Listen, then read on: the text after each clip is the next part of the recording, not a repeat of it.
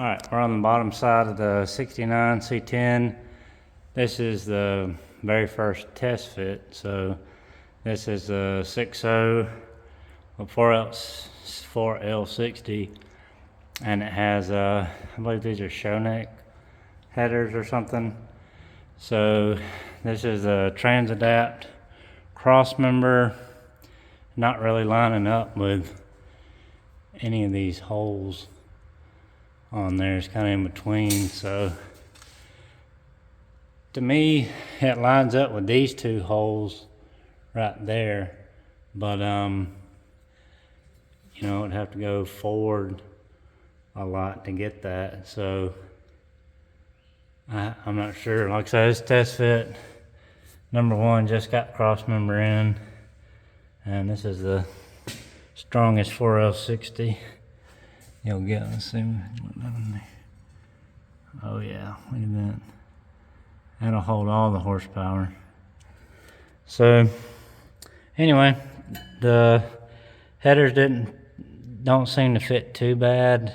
We'll see what it looks like from the top. I haven't even seen it from the top yet. So from the tail housing to the rear end, this is a 12-bolt rear end. I was kind of surprised by that. Again, I don't know Chevrolet trucks, but this is a 12-bolt, whereas that other rear end I got out there, this 5-lug, is a 10-bolt. So again, I don't really know Chevrolet trucks that well, but the funny thing is the exhaust they had came here and pointed down right here. So the exhaust was putting all the heat in here. So I hope it wasn't running like that for very long. And it looks like somebody didn't know how to put the drain plug in, or well, fill plug, excuse me, because that does not look correct. But yeah, it looks like looks nice. Didn't smoke at all. There's a dirt numbers nest. Alright, let's see what it looks like from the top side now. Alright, so here we are at the top, and it looks like this tube right here is touching the frame. You know, that's minor. What I did was, so these are the 6-cylinder mounts, and if you saw the last video, I had these in the rearward position because, you know, the way I was looking at it, I mean, to me this seems like a lot of setback, but I mean, I guess it would look silly with it, you know, way up here. So, and it wouldn't fit with the header. So I looked at a couple videos, found a few. So these are Transadapt mounts, but this is a 6-cylinder piece, and this is a 6-cylinder piece. So instead of having the bolt come through here, the bolt comes in from the bottom. So I unbolted these because it was back here, and then moved it forward. Well, I unbolted it, bolted it to the mounts, and then just kind of looked at where it landed. So these they're a little tight, but they're enough where I can move the tail housing around in the back to try to get the driveline angle right. And I'll drop a plumb bob, make sure the center line of the crank and the tail housing and the rear end are all in a straight line so we don't have vibration. But I mean, it doesn't look terrible. I don't know, I guess I'll have to drill a hole down there for the front. But see, these are slotted, so this one's all the way forward and this one looks to be all the way back. So, and it lined up with the cross member, so I had to push the tail housing around some to get it to line up with the middle bolt on the cross member. And so yeah, that looks about like it. And another thing I saw was they were saying that with these, putting these engines in there, that the truck pan hung down too low. So my buddy had given me I think it's a muscle car pan or something, but it's a little bit shorter height wise than the truck pan. So let's see. Yeah, it still hangs down. Let's see. See, it hangs down a little bit, but I guess that's not terrible. Yeah, that's not terrible. Man, and it would be worse with the truck pan, so I guess not terrible. And then it had a turbo drain, so I mocked up a turbo setup on it real quick, and you know, just joking around because it's not getting a turbo. But I did find out that Trailblazer SS manifolds fit these trucks well for the swap. So I actually found the ones from that one when I put headers on it a couple years ago. They were in another location that I didn't forgot about, and I found them. So I thought about running those and not getting a set of headers, just, you know, for simplicity. But, you know, I was like, well, you know, in a truck like this, you got to have a set of headers. So if you're not, especially if you're not doing a turbo. So these are 1 7/8. I think they're Shonik or I don't know, however you say it. They were about $400 at Summit, and they don't fit too bad. This side, this is the first one I took out when I was in the store, and it looked completely different from the picture. But I mean, it really looks like it clears really well. So I guess we'll roll with it. And then, like I say, that one little spot right there on the frame, if you can see it right there. So I can notch that, clearance that, whatever. But yeah, these are the Cobalt things. Very useful around the shop. I like them, and these are rechargeable. They don't take batteries, so I just put them on my head.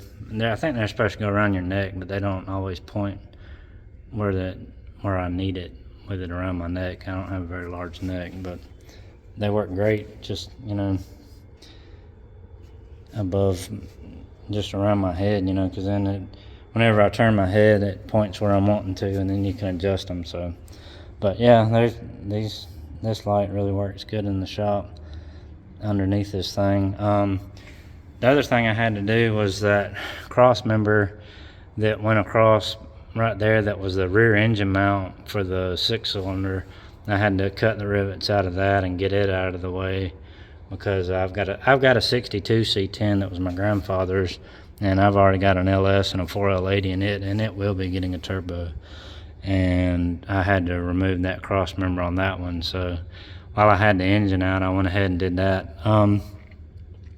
So in the last video, I pointed out that it has manual steering. I think that's a new box, and then new master cylinder and all this good stuff. Well, to me, it doesn't really matter, you know, I mean, about having it, but it was brought to my attention that maybe I should utilize it. So I've got a Hydro Boost set up out of an Escalade, so I don't think it would be that difficult to how you call it,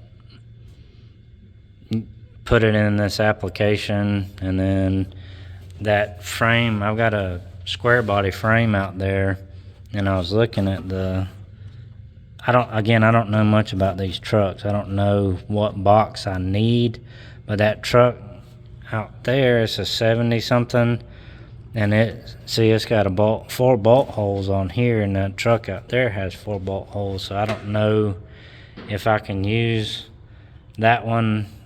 We're gonna be swapping the suspension around on it tomorrow, so, you know, I'll probably pull that box off and see if it'll fit in here, and what it takes to, you know, get power steering on here. And then I'll just use the Hydro Boost from that Escalade on here, and then I think that, you know, that'd be the best setup, because it won't be vacuum dependent. So But yeah, overall, I think it, it's fit pretty well.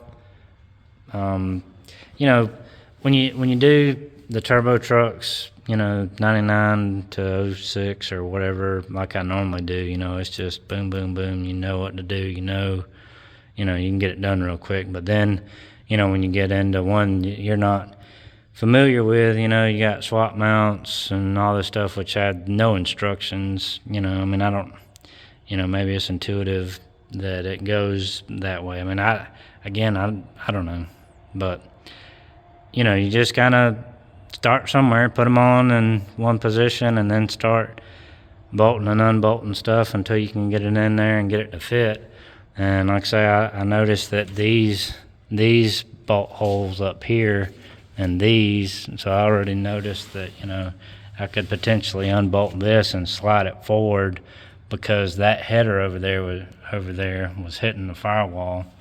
So, like I say, I just went ahead and unbolted these, and then you want to leave everything loose, when you're doing it, because if you just tighten it down, it'll take out the movement that you would have needed to put it, like say with it on. If I had tightened it, the transmission was in there over this way at an angle, so then when it's loose, I can grab it and pull it straight where it needs to be, and then tighten everything down once you get it locked in position. Now, like I say, the other thing I'm going to do is drop a plumb bob from the center line of my crankshaft, and then I'll drop a plumb bob from the center line of the pinion, and then I'll draw a line on the floor, and then I'll drop a plumb bob from the tail housing or the output shaft, the yoke of the transmission, and then make sure that everything's in a nice straight line,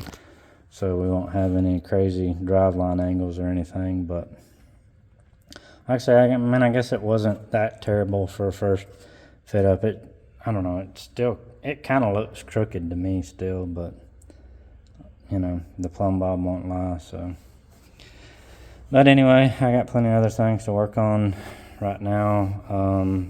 I bought a set of valve springs for the quadra steer.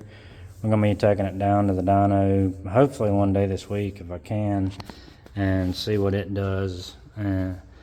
It's a 6.0 stock cam, 78, 75, and my buddy down there, he bought a red truck crew cab just like mine, and the 6-liter was blowed up in it, and he put a 4.8 in it with a stock cam, 78, 75, and changed the valve springs, and it made over 500 horsepower and over 600 foot-pounds of torque. So I'm really hoping that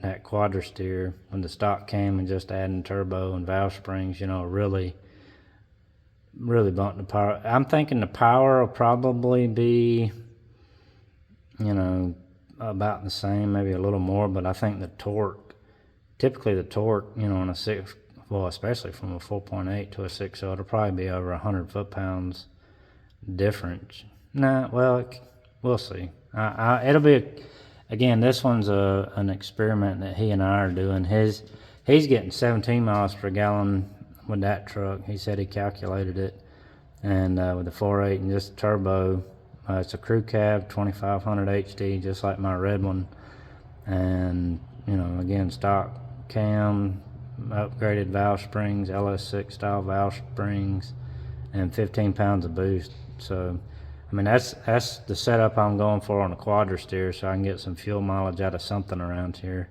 and be able to cruise it, when need be, and then have the power and torque to tow something when I want to.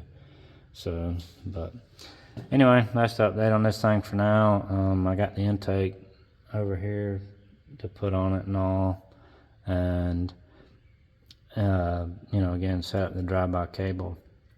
Now, one thing I found out about this harness that I bought is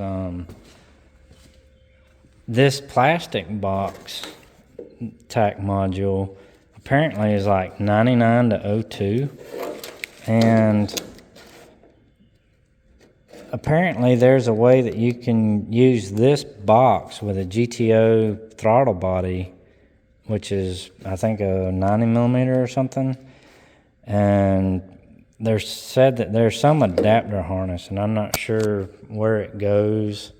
If it's to go from 8-pin to 6-pin on the throttle body, I don't even know what pin the throttle body is, but that was very intriguing to me that, because I'd never seen the plastic tack module before. Typically all the ones I see are 03 and newer, and they have the metal one, and then you got to have that X-Link, and you have to have the specific X-Link. Apparently there's different ones. I didn't know that either, so that's why it never worked on mine, is because I probably didn't have the correct X-Link for the module I had, and then they went up like $100 on price. So I was thinking on this one I want to do drive-by cable, obviously, but my red truck, since it's drive-by wire, I was thinking if I could use this tack module on Big Red and then get that GTO throttle body, then I could have a 90 millimeter throttle body on there and see if it just it probably won't help power or anything, but I just want to try it. It just bothers me having a big hole in the Trailblazer intake and then choking it down with that little what is a drive-by-wire throttle body? Is it a 78 millimeter or something? But anyway, I thought that was interesting because, again, typically red, blue is cable, but like I say, 02 had the plastic box. So again, what I'm going to do is repin this for drive-by cable and then try to use this on the red truck. But anyway, that's it for now.